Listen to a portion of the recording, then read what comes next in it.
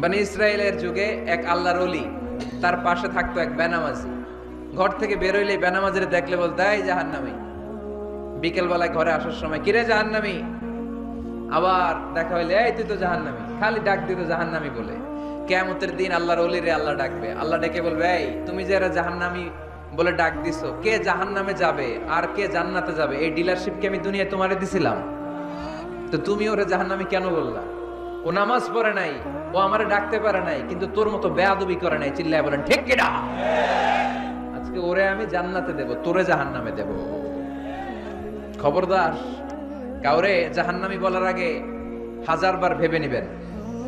কে জান্নাতে কে জাহান্নামে কেউ জানে না, একজন ছাড়া, তিনি কে? সবাই যদি জান্নাতে যায়, জান্নাতে তো ঠেলাঠেলি হবে আজকের মতো। ঠেলাঠেলি হবে না? সর্বশেষ জাহান্নামের আগুনে 1000 বছর পুরে যে লোকটা জান্নাতে যাবে, তার জান্নাতের সাইজ হবে এই পৃথিবীর 10 গুণ। জান্নাতের এক একটা যে দরজা হবে, বিশ্বনবী বললেন, মা বাইনা মক্কা ওয়া হাজার, সৌদির মক্কা শহর থেকে বাহরাইনের হাজার শহর যত লম্বা, জান্নাতের এক একটা দরজা ঠিক তত লম্বা। সেই হিসাবে এক ধাক্কায় কয়েক হাজার কোটি জান্নাতি একবারে ঢুকবে। আমরা আমাদের দরজা দিয়ে, ঘরের দরজা দিয়ে একসাথে কয়জন ঢুকি? বড় জোর 2 জন, তার চেয়েও ধাক্কাধাক্কি করে সর্বোচ্চ। জান্নাতের এক একটা দরজা দিয়ে এক ফাউজে একবারে ঢুকতে পারবে কয়েক হাজার কোটি বানি আদম। তো ওই জান্নাত যদি আল্লাহ সবাইরে দেয়, আমার কোনো সমস্যা আছে? এজন্য ইবাদত নিয়ে যেন আমরা কখনো অহংকার না করি, ইলম নিয়ে যেন কখনো অহংকার না করি। আমরা যেন বিনয়ী হই, আমরা যেন নিচু হই। কেউ নিচু হতে চাইলে আল্লাহ তারা টেনে ওঠায়, আর কেউ উপরে উঠতে চাইলে আল্লাহ থাপ্পড় মেরে জমিনে গেড়ে দেয়। চিল্লায় বলেন ঠিক কি না?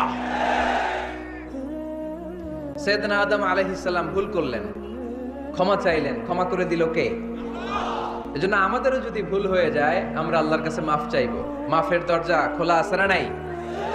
আবার সাইয়েদনা ইব্রাহিম আলাইহিস সালাম দোয়া করলেন, রব্বি জাআল্লাতি ওয়া মিন যুররিয়াতি রাব্বানা ওয়া তাকাব্বাল দুআ। আল্লাহ আপনি আমার নামাজ কায়েমকারী বানান, আমার কলিজার টুকরা ইসমাইলকেও আমার সাথে নামাজ কায়েমকারী বানান, আমার দোয়াটা আপনি কবুল করে নেন। সালাতে কায়েম করো, হো সালাতে কায়েম করো, হবে সম্মানী তুমি, হবে জান্নাতি তুমি, হবে সম্মানী তুমি, হবে জান্নাতি তুমি। ঠিক কি না? দিবে কাল হাসরে শীতল ছায়া, আরশে আজিম, রব্বিয়াল আলা, রব্বিয়াল আযীম, রব্বিয়াল আলা, রব্বিয়াল আযীম। সুবহানাল্লাহ পড়েন। এরপরে কোনো বিপদে যদি পড়ে যাই, কোনো আপদ মুসিবতে যদি পড়ে যাই, কি দোয়া করতে হবে? সাইয়েদনা ইউনূস আলাইহিস সালামের ওই দোয়াটাও আল্লাহর কোরআনে আছে না নাই? লা ইলাহা ইল্লা আনতা সুবহানাকা ইন্নী কুনতু মিনাজ জালিমিন। সবাই পড়েন, লা ইলাহা ইল্লা আনতা সুবহানাকা ইন্নী কুনতু মিনাজ জালিমিন।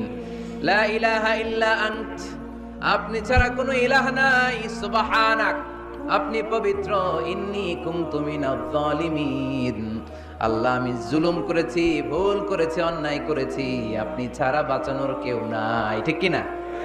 আল্লাহ ছাড়া বাঁচানোর কেউ আছে? তরানোর কেউ আছে? আমি ছাড়া আল্লাহর আরো গোলাম আছে না নাই? আমি ছাড়া, আমি তো আল্লাহর বান্দা, আমি ছাড়া আল্লাহর আরো বান্দা আছে না নাই? তো আল্লাহ ছাড়া আমার দ্বিতীয় কোনো রব আছে?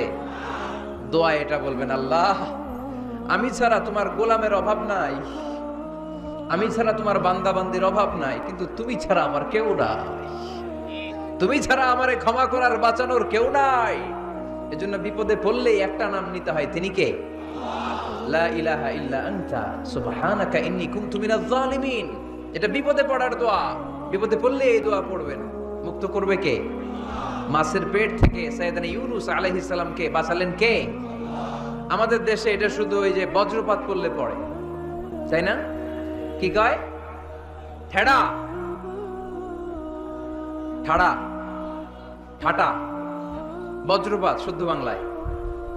বজ্রপাত করলে পড়ে। আসলে শুধু বজ্রপাতের সময়ই না, যে কোনো বিপদ দেখলেই কি পড়বেন? লা ইলাহা ইল্লা আনতা সুবহানাকা ইন্নী কুনতু মিনাজ জালিমিন। ৭১ সালে পাক হানাদার বাহিনী এদেশের মানুষদের উপর অনেক অত্যাচার করেছিল। বেশি করেছিল আমাদের হিন্দু ভাইদের উপর। মুসলমান হলে ছেড়ে দিত, হিন্দু হইলে গুলি মারত। দেখ, মুসলমানদের রাস্তায় থামাইছে পাক হানাদার বাহিনী, আর জিজ্ঞেস করতো কালেমা বল। কালেমা বলতে পারলে ছেড়ে দিত। মাথার মধ্যে বন্দুক ঠেকায় একজনের বলে সালে কালেমা বাতা, মুসলিম আর হিন্দু, আমি মুসলমান, সালে কালেমা বাতা, তাহলে কালেমা বল। তো এই বেটায় ভয়ে পড়া আরম্ভ করছে, লা ইলাহা ইল্লা আনতা সুবহানাকা ইন্নী কুনতু মিনাজ জালিমিন। পাকিস্তানি রেগে গিয়ে বলে, সালে ইয়ে তো মুসিবত কা কালেমা হ্যায়, এটা তো মুসিবতে বললে পড়ে। বাঙালি কয়, হাম তো ভি মুসিবত মে হ্যায়, আমিও তো মুসিবতেই আছি। তুমি বন্দুক ধরে কালেমা জিজ্ঞেস করো, আমার হুশ আছে? আমি বেহুশ, আমি ডরে কি পড়তেছি আমি নিজেও জানি না।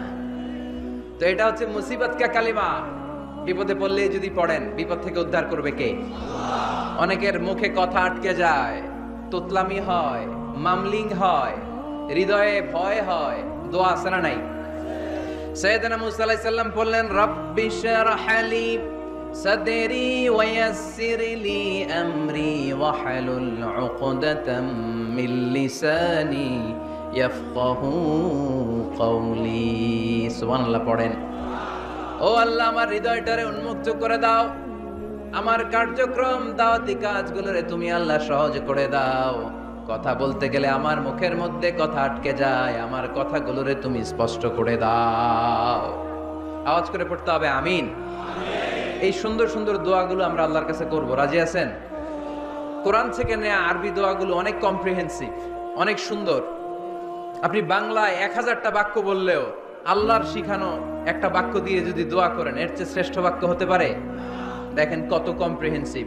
আল্লাহ শিখাই দিলেন, পড়ো, রব্বানা আতিনা ফিদ দুনিয়া হাসানা ওয়া ফিল আখিরাতি হাসানা ওয়া কিনা আযাবান নার। আল্লাহ, তুমি এই দুনিয়ার সব কল্যাণ আমারে দাও, আখিরাতের সব কল্যাণ আমারে দাও, আগুনের শাস্তি থেকে আমারে বাঁচিয়ে দাও। পড়ে না আমিন? তো আপনি দুনিয়ার সব কল্যাণ নিলেন, আখিরাতেরও নিলেন, গাছেরটাও খাইলেন, তলারটাও কুড়াইলেন, রাখলেন কি?